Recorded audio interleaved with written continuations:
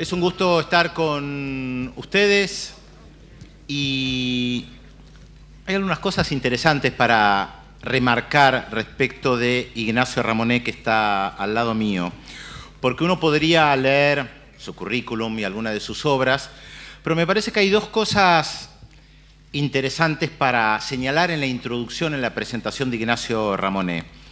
En primer lugar, que hoy, en el 2013, en la Argentina, Ramonet casi que no necesita presentación. Todos lo conocen, o gran parte de la gente lo conoce, y seguramente hay gente que nos está mirando por televisión que también ya conoce a Ignacio Ramonet. Y tal vez no muchos sepan otro detalle muy interesante de una consigna que seguramente también muchos conocen, pero tal vez no muchos saben que es de Ignacio Ramonet: Otro mundo es posible. Esa consigna hoy la utilizan muchos, incluso algunos neoliberales, gente de derecha que la deforma. Bueno, es obra también de Ignacio Ramonet. Para el que no lo sabía, me parecía interesante recordarlo. Además que es profesor emérito de la teoría de la comunicación en la Universidad de París, además director de Le Monde Diplomatique en español, además de autor de libros que son clásicos ya en algunas universidades, como La tiranía de la comunicación y La explosión del periodismo. Así que gracias en primer lugar, Ignacio, por acompañarnos en este momento. Un lujo tenerte con nosotros.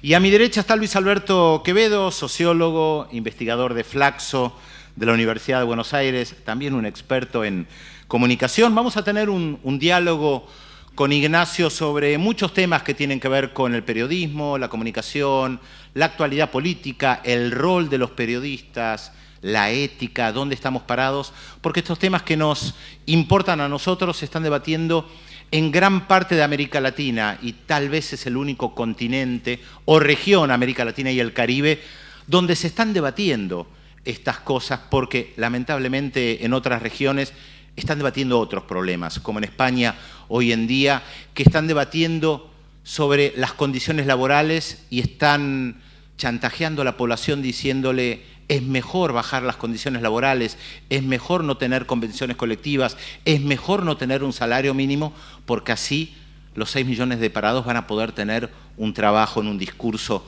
muy perverso. Por suerte hoy nosotros podemos estar discutiendo otras cosas, ¿verdad, Luis Alberto?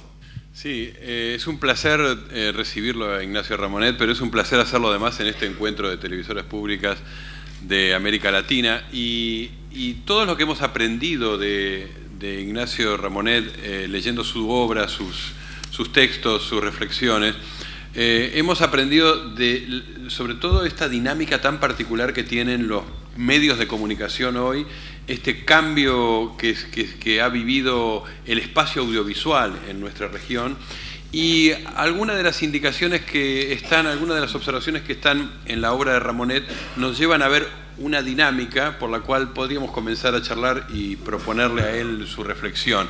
Una dinámica empresarial, por ahí empiezo, que es este doble camino. Por un lado, los medios de comunicación que nacen como empresas periodísticas, pero que de pronto se comienzan a transformar en poderosos grupos multimediáticos, y de ahí a un camino de negocios que ingresan en territorios que nada tienen que ver con los medios. O sea, de los medios a los negocios.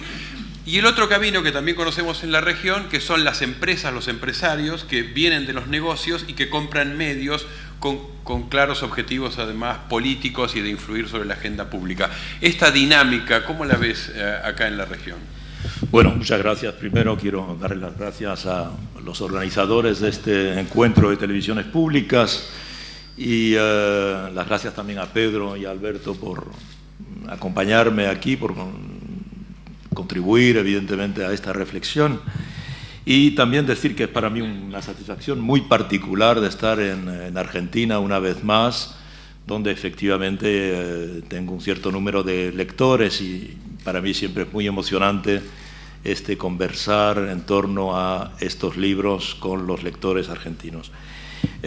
Lo que señala Alberto me parece particularmente importante. Es verdad que hemos visto, según las épocas, ¿verdad?, hemos visto cómo los medios, en particular los medios privados, se han constituido en torno a la idea de que precisamente un digamos, un medio en particular, un título de un periódico, una radio, una emisora de televisión, porque tiene éxito, va desarrollándose y a partir de ese momento tiene tendencia a constituir un grupo empresarial. La idea de los grupos, y además de los grupos multimedia, como se decía, es una idea que surge cuando finalmente las tecnologías se reducen. Es decir, antes, primero quiero decir que la historia de los medios es corta, por eso la conocemos, porque no es una historia muy larga. Yo estoy regresando, es decir, estoy llegando de Washington, y en Washington una de las cosas que me interesó muchísimo, porque quería verlo desde hacía tiempo, es que hay un único museo de los medios en el mundo, que es un museo que se llama Newseum, y está en Washington, muy reciente, existe desde hace 4 o 5 años. Primero, ya es una idea interesante que los medios estén en un museo, quiere decir que ya pertenecen los medios a la historia o pertenecen al presente. Es una verdadera interrogación, ¿verdad? Pero es un museo extremadamente interesante y que además está construido, como saben, allí en el corazón mismo, donde están todas las grandes instituciones estadounidenses, a 2 pasos del Capitolio, está este museo. Y lo que es interesante es que es un museo patrocinado, financiado, apadrinado por los grandes grupos mediáticos privados, que por otra parte es un museo con mucho interés, no cabe duda que es una verdadera historia de cómo ha funcionado esto, y es interesante que en particular hay un piso consagrado a la historia de los medios. Yo acabo de decir, los medios tienen una historia corta, porque los medios de masa solo existen desde el final del siglo XIX, segunda mitad del siglo XIX. Pero en ese Newseum, la historia de los medios empieza con la invención de la imprenta por Gutenberg. Es decir, empieza en 1440 y vamos viendo poco a poco, ahí con ejemplos, digamos, palpables, ejemplos concretos, cómo ha habido periódicos durante un largo periodo, periódicos del siglo XV, del siglo XVI, siglo XVII, etcétera, aunque no los podíamos llamar periódicos. Pero lo que llamamos los medios de masas, es decir, cuando crean opinión y por consiguiente ya tienen una consecuencia en el funcionamiento de la democracia, en el funcionamiento de las sociedades, es a partir de la segunda mitad del siglo XIX. Y esencialmente es la prensa de papel, porque se prensaba el papel, evidentemente, sobre un relieve de letras con tinta, bajo el principio finalmente de Gutenberg. Y en ese Newseum, precisamente, hay una reproducción de la imprenta, por ejemplo, que imprimió la Declaración de los Derechos en Estados Unidos, que dio lugar a la Revolución Americana, ¿verdad? Y prácticamente no hay diferencia entre esa imprenta y la de Gutenberg. Es decir, durante mucho tiempo la tecnología de difusión de los medios durante siglos fue la misma, era una imprenta, ¿no? Una imprenta sencilla, una prensa, porque la imprenta luego también se desarrolló. Y con el tiempo, cada medio, es decir, la prensa escrita por una parte, la prensa oral, es decir, la radio, cuando Marconi inventa la radio, y luego la televisión, cuando se inventa la televisión, se inventa en Inglaterra al final de los años 30, estas invenciones hacen que tecnologías diferentes van a producir, por consiguiente, empresas diferentes. Y estas empresas diferentes son muy distintas porque la manera de trabajar es muy distinta. No tiene nada que ver un tipógrafo, un linotipista, un periodista de prensa escrita que trabaja en una máquina que se llama una máquina de escribir. Me río porque cuando fui a visitar ese museo fui con mi amigo Fernando Moraes, no sé si ustedes conocen Fernando Moraes, el gran escritor brasileño, inmenso escritor brasileño, y él me dijo, mira, él también es periodista, y me dijo, mira, yo aún conservo mi máquina de escribir, y el otro día a mi nieto, o mi nieta, no recuerdo, le mostré la máquina de escribir, y lo primero que me dijo mi nieta fue, ¿cómo se enciende? ¿Dónde hay que apoyar para que se encienda? Es decir, que hay una generación ahora que ve una máquina de escribir y parece una cosa como prehistórica, de museo, evidentemente. Exactamente. Entonces, estas tecnologías, lo que quiero decir es que cada una de estas 3 tecnologías desarrollaron 3 industrias diferentes, con 3 saberes diferentes, 3 saberes industriales diferentes, 3 maneras de hacer la información diferentes, evidentemente, y por consiguiente 3 tipos de empresas diferentes. Y generalmente no se mezclaban. Podían existir mezclas, pero no se mezclaban porque eran oficios diferentes. Y por consiguiente, cuando se produce la revolución digital, es decir, a partir de los años 60, 70, empieza la informática a desarrollarse. La informática lo que tiene de particular es que para la informática no hay diferencia, digamos, tecnológica, digamos, de orden instrumental entre lo escrito, lo sonoro y lo icónico. No hay diferencia. ¿Por qué? Porque todo ello, es decir, un sonido, una letra, una frase o una imagen, todo ello se reduce a una ecuación que puede convertir cada uno de esos elementos. Y entonces, donde teníamos 3 tipos de tecnologías que tenían historia, ¿verdad? Alguna larga, como la de la prensa escrita, otras mucho más corta, como la televisión, pero donde había tecnologías relativamente antiguas, de repente surge una sola tecnología y entonces se constituyen los grupos multimedia. Y cuando se constituyen los grupos multimedia es porque es lo mismo, en definitiva, hacer radio, desde el punto de vista tecnológico estoy hablando aquí, desde el punto de vista del oficio.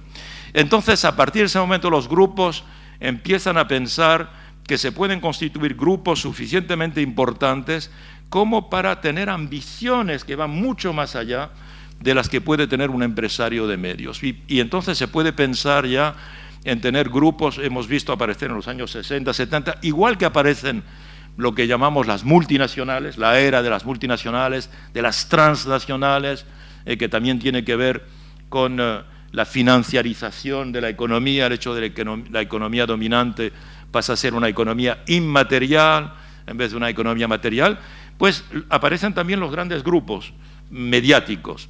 Y estos grupos mediáticos ya no se limitan a ser grupos mediáticos importantes en una ciudad, sino que son grupos mediáticos importantes a escala de una región, a escala de un país, a escala de un continente o a escala del planeta, como es Murdoch, precisamente. Claro, teníamos el embrión de eso, por ejemplo, que había contado Wells en Citizen Kane. ¿Verdad? Citizen Kane ya era la historia de un tipo que tenía un poder mediático tal que le permitía, por ejemplo, tener un peso importante en la decisión política de elegir, en particular, a algunos congresistas en Estados Unidos. Pero lo que es interesante es que el modelo, Wells hace la película El Ciudadano Kane en 1941. Es una película muy importante, una de las mejores películas consideradas por la crítica, una de las mejores películas de la historia del cine por su construcción, pero en cuanto al tema, es una película del 41, pero el personaje que inspira a Wells, que él le llama Kane en la película, es Randolph Hearst, que era un propietario de medios del final del siglo XIX. O sea que, aún en la época de Kane, en definitiva, no había diferencias entre cómo funcionaba la prensa a final del siglo XIX y cómo funcionaba la prensa en 1941. Hoy, evidentemente, eso no es posible, porque el funcionamiento ha cambiado completamente. Y Kane, que tenía tanto poder, aún se dice, por ejemplo, a Murdoch, hablamos de Murdoch, ¿verdad? Le llaman Citizen Murdoch, se dice, ¿verdad? Para decir que tiene mucho dominio. Pero Kane era un señor que poseía unos cuantos periódicos de papel en un solo país. Hoy día, alguien que posee unos cuantos periódicos de papel en un país no es para nada no está a la cabeza de ningún grupo mediático importante. Entonces los grupos mediáticos aparecen efectivamente en los años 70, en los años 80, con esta voluntad de ser los dueños del mundo, de ser los amos del mundo. Y se crea entonces esta idea de que se puede dominar el conjunto de los medios y que con los medios se puede alcanzar otra cosa. El ejemplo más emblemático de ese itinerario es el de Silvio Berlusconi. Es el hombre que demostró lo siguiente: él pertenecía al universo de la construcción, lo que hacía era edificios, y con el apoyo del presidente del Consejo italiano, en ese caso el socialdemócrata Craxi, pudo desarrollar una serie de planes de edificación, y en esos planes de edificación él construía barrios enteros. En esos barrios él lo que hacía era que vendía los pisos, pero conservaba dos cosas para él: las tiendas de distribución de alimentos, porque la gente tenía que comprar obligatoriamente ahí, en ese barrio, y segundo, la radio local o la televisión local. Era una época en la que la RAI, que tenía el monopolio, se vio atacado precisamente por un defecto de la legislación italiana, se vio atacado por muchos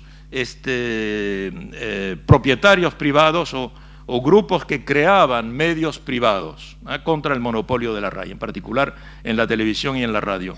Y entonces Berlusconi desarrolla ese sistema y se transforma poco a poco en el hombre más rico de Italia. Siendo el hombre más rico de Italia, acapara los medios de Italia. Es el primer grupo de publicidad de Italia, la Fininvest, y por otra parte el primer grupo mediático privado de Italia, porque compra todas las radios privadas, que eran un modelo de libertad, etcétera, frente al monopolio del Estado, se decía, pero en realidad él las compra, las reúne y forma un grupo y pasa a ser el hombre más rico de Italia con el principal grupo mediático de Italia. Y demuestra que cuando se es el hombre más rico y se posee el grupo mediático más rico, democráticamente se puede ganar una elección. Esa es la demostración brillantísima que él ha hecho varias veces, y aún últimamente ha vuelto a demostrar, cuando todo el mundo lo daba ya por liquidado, porque había todos estos juicios, etcétera. Ha demostrado hace 2 meses que sigue ahí porque sigue teniendo estos dos elementos fundamentales, etcétera. El itinerario inverso es que hoy día una de las características en general de los medios privados es que están la mayoría de ellos en crisis, por razones de las que hablaremos sin duda, de cambio de paradigma. Los medios están en crisis y hay muchos periódicos, por ejemplo, que ganan poco dinero, que tienen menos difusión que antes, muchas radios que ya no tienen tanta publicidad, muchas televisiones que no tienen publicidad. Entonces está surgiendo una generación ahora de empresarios que vienen de sectores muy diferentes, que vienen de cualquier sector, del petróleo, de las materias primas, de la bolsa, las finanzas, etcétera, y que están comprando medios para tener influencia, únicamente para tener influencia, no para ganar dinero, para tener influencia. ¿Qué influencia?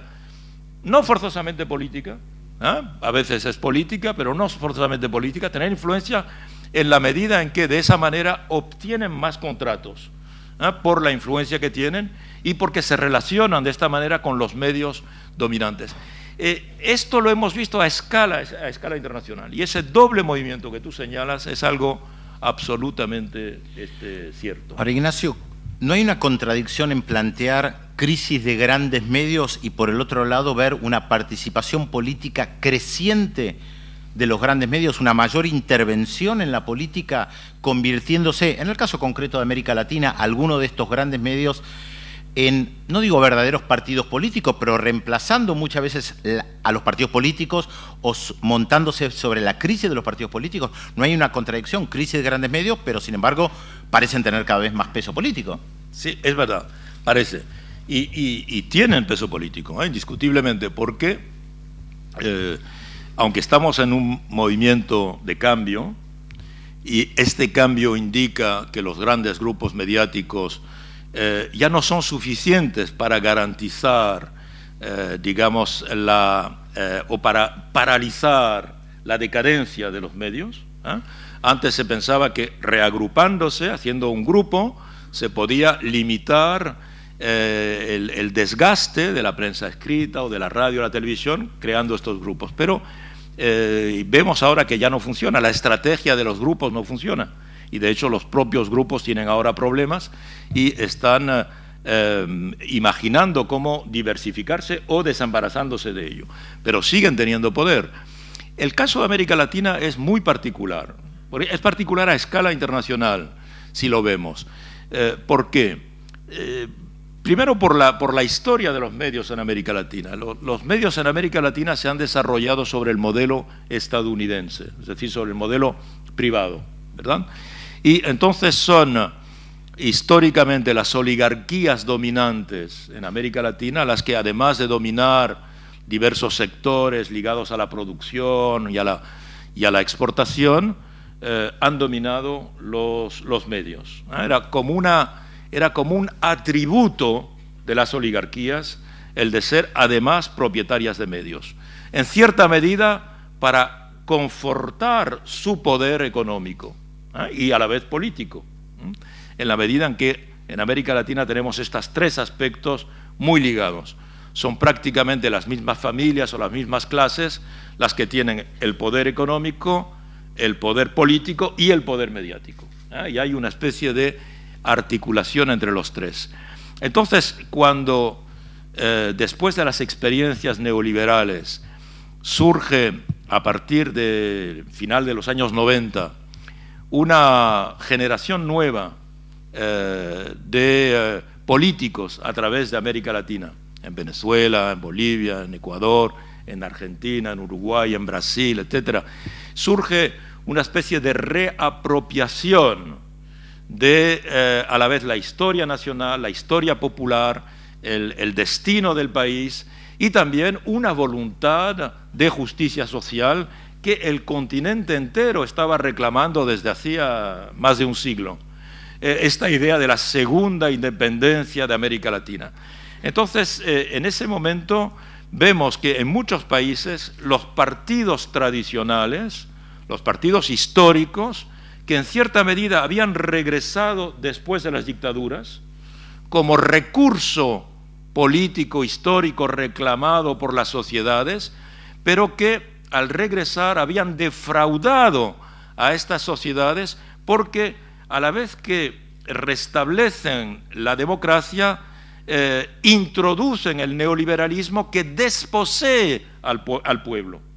Le retira al pueblo, por ejemplo, pues los beneficios, evidentemente, del embrión de estado de bienestar que podía existir, o bien le retira al pueblo lo que el Estado poseía en tanto que Estado, las empresas del Estado, los servicios del Estado, etcétera, que estaban al servicio de la sociedad.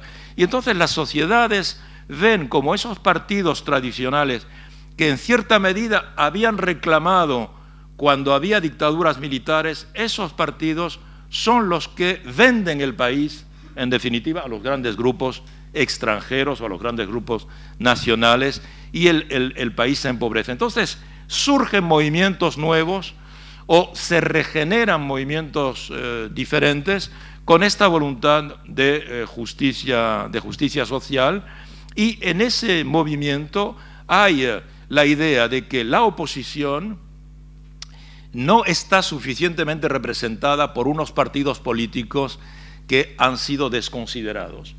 Y ahí es donde, con diferencias evidentes según los países, vemos cómo los medios que pertenecían a estos grupos, los medios son los que asumen la función de oposición política.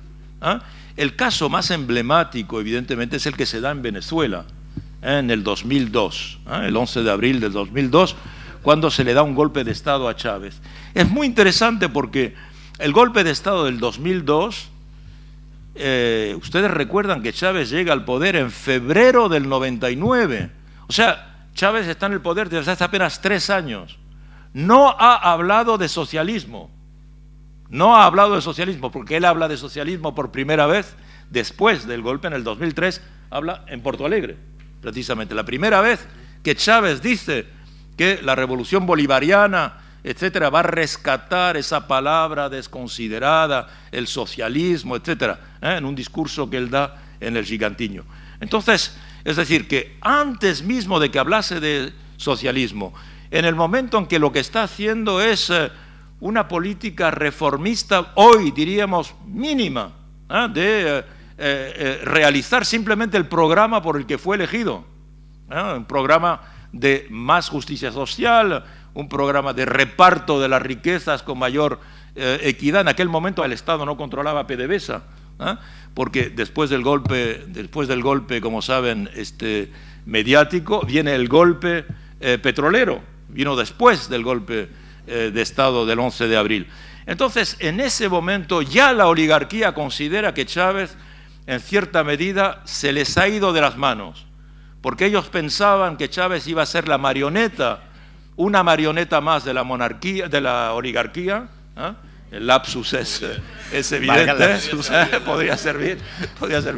Entonces, una marioneta de esta oligarquía, y Chávez lo ha contado, de todas maneras, ha dicho cuando él fue elegido cómo vinieron a verlo a él al Palacio de Miraflores, prometiéndole toda clase de viviendas, tanto en Caracas como en Miami, toda clase de regalos, etcétera, para que en definitiva él dejase gobernar a los que siempre habían gobernado. Claro, entonces ahí se encontraron con que Chávez tenía una convicción, tenía un proyecto y lo quería llevar a cabo, y así fue como a partir de ese momento la oligarquía en cierta medida se dijo: no lo podemos controlar, lo vamos a derrocar. ¿Y cómo lo van a derrocar? Ya no existían los partidos COPEI y Acción Democrática, que eran los grandes partidos de la democracia de la Cuarta República.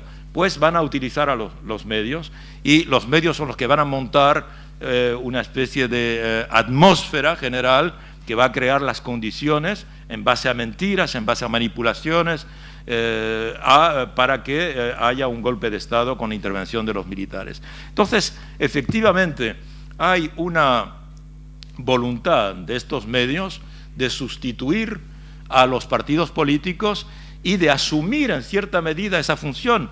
En Venezuela, ustedes recuerdan que cuando Chávez es derrocado, que lo es durante algo así como menos de 48 horas, quien asume el poder es sencillamente, en fin, más caricatura no puede ser, es el presidente de la patronal.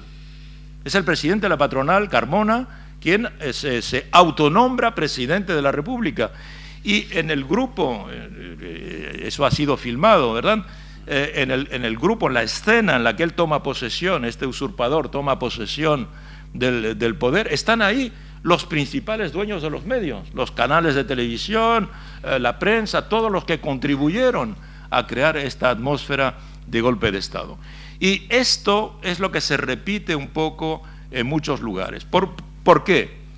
Repito, porque los dueños de los medios forman parte de la misma categoría social o clase social que posee el resto, que posee la economía del país, evidentemente, y que ha poseído el poder político durante tanto tiempo, y que hoy día consideran que los medios son el elemento que les va a permitir mantener esta situación, esta renta de situación.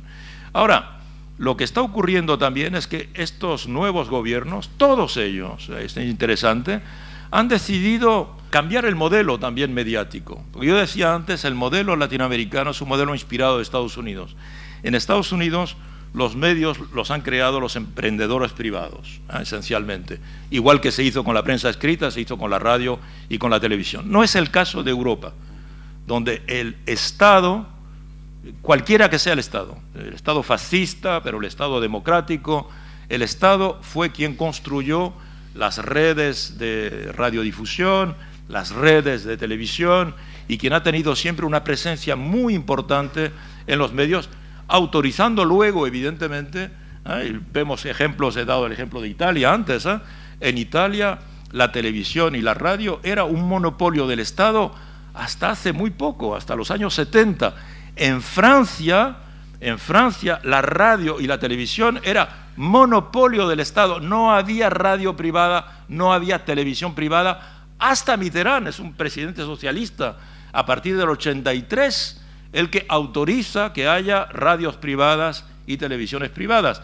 Pero si no, no hay, eso no existe. La norma es que sea el Estado quien tiene el control de no quiere decir que domine el contenido, etcétera, aunque también lo ha hecho.